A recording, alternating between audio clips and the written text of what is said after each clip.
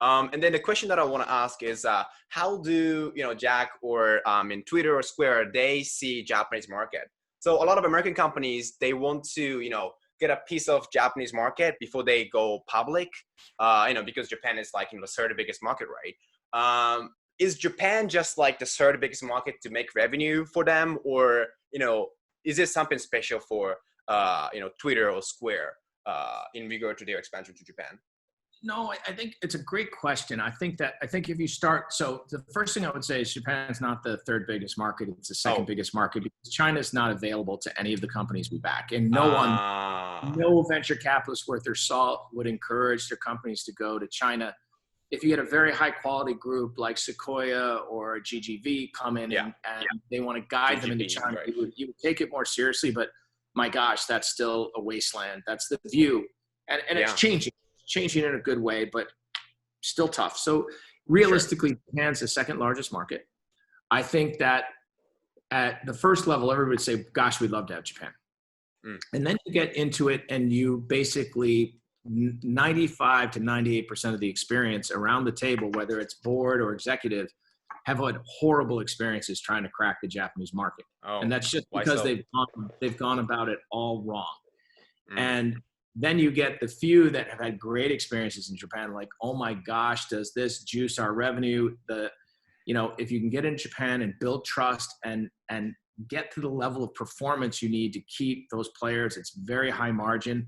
And lo and behold, gosh, just competing in Japan makes us a better company. And oh my gosh, you walk into Indonesia or Singapore or Vietnam or whatever, they pay attention to whether you've won Toyota or whether you've won Mitsubishi Bank or whether you've won Yamato. Like if you can win those customers, you're going to have a lot of political air cover if you're a regional bank or a regional, a regional manufacturer, retailer, whatever it may be.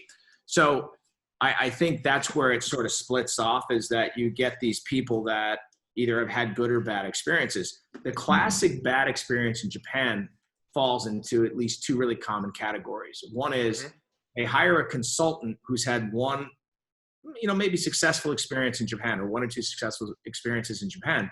Right. And they basically say, the route I went 10 years ago with this company is the route I'm going to take you. And I'm going to take you through all the people I know. And the odds of those being the right people to grow your company are pretty much zero. And this is the reason what we do with a company is we put them up to 30 buying groups or 40 buying groups across all these different corporations to see what the general traction is. We don't have any biases, and we in fact have competitors within our LP base because we're not there to serve them at the expense of the entrepreneur. We're there to serve the entrepreneur first, and they know that.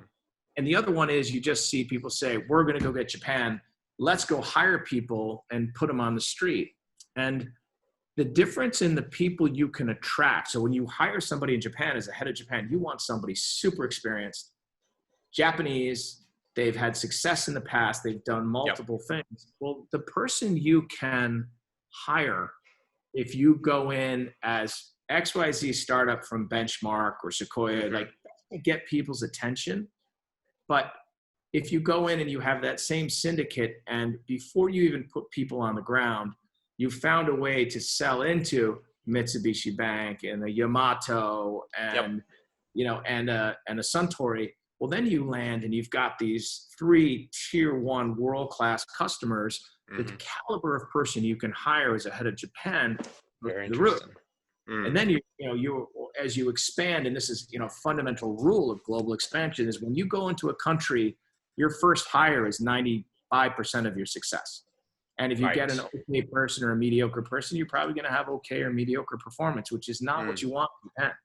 And if you can win the market, holy mackerel. I mean, you look at the story of Square when they went public. They went public on 2 international markets, the UK and Japan. And Japan was a great part of their story.